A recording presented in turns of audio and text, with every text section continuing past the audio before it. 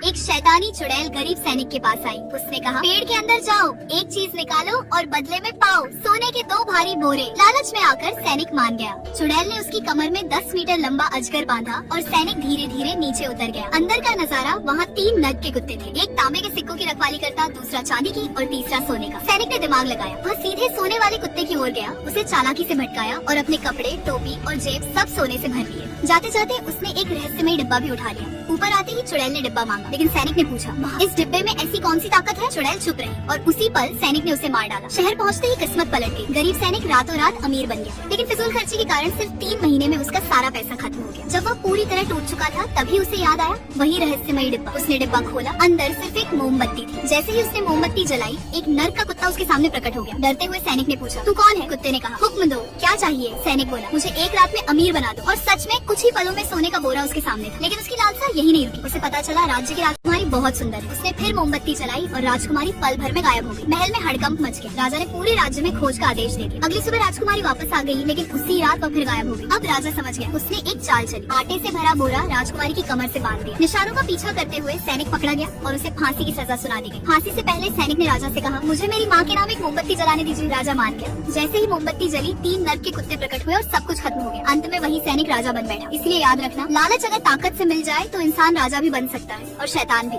ऐसे ही मजेदार वीडियो देखने के लिए सब्सक्राइब करें।